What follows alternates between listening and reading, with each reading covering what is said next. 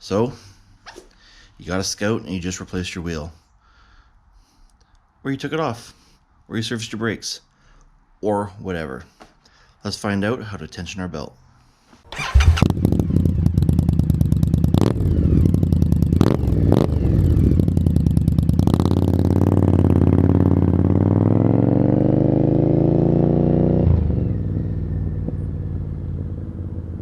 So if you got a Scout, you're looking at something very much like this.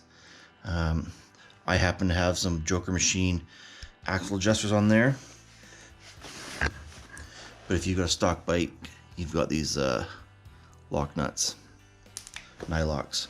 So tools for this, you're going to need a tape measure. If you're not in America, you're going to be maybe a little bit confused, but we need a metric tape measure, so we measure. You need a belt tension gauge. This measures 10 pounds of pressure, and we're looking for 12 millimeters of deflection at the belt and midway point. We're actually going to measure it in a few spots. Pretty straightforward. On the bobber, and maybe most Scouts, you've got these graduation marks here that you can start off, get everything kind of squared up. So we're going to put this center mark with that graduation right there, equal on both sides. And what we'll do is we will count our rotations on both sides so it's nice and even, so we can get our belt tension. So we're going to go ahead and round those down quickly right now. A ratcheting wrench makes this very easy because you kind of use it like the swings of a clock and count them. So we're going to go ahead and start 1, 2, 3. There's 4 quarter turns. Let's do the same on the other side. So we do quarter turns. 1, 2, 3, 4.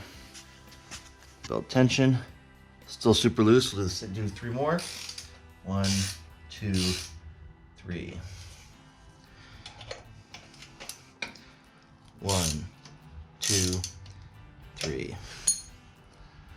So we're getting closer now.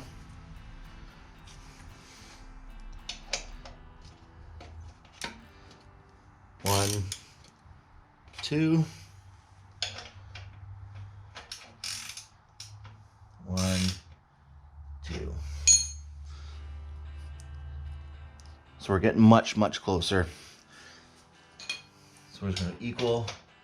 So we slowly get it down there. All right. Now we've got the bike supported.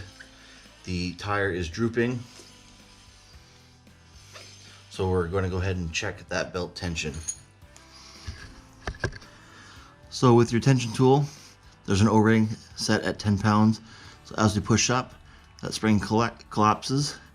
So we hit that O-ring, and that will mean we got 10 pounds of pressure pushing up. And we are looking for 12 millimeters of deflection.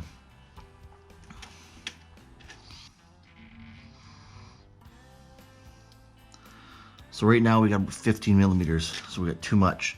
So we're going to go a quarter turn on the axle adjusters one more time, each side equal. Check belt tension one more time. We're bang on 12 millimeters.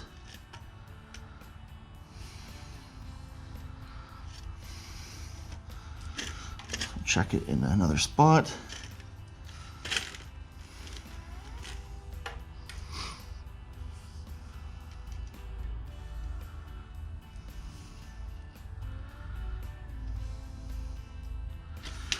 Again.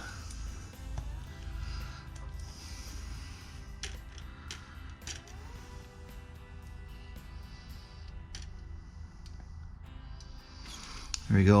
So we confirmed it a couple spots. I'm pretty happy with that. So what I like to do is go ahead and cinch down my axle nut to torque spec. I believe it's 65, might be 56. I'll double check. And then loosen it off, and then we'll start setting our, just so it seats everything, and then we'll go ahead and start setting our belt alignment. As you can see here, the belt's riding just a little bit too far outbound, so we are not going to adjust the left side. It's already, belt tensions are already set, so we're only going to adjust the right side. So we need to drive this guy this way ever so slightly. So we are going to tighten our adjuster, which will bring that this way. And you want to go in very small increments because it's easy to overshoot this. We'll spin the tire in both directions.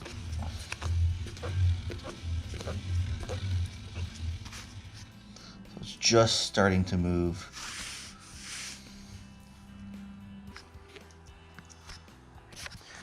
So with a little bit of patience and very, very small adjustments, you can see that the belt is favoring the inboard section.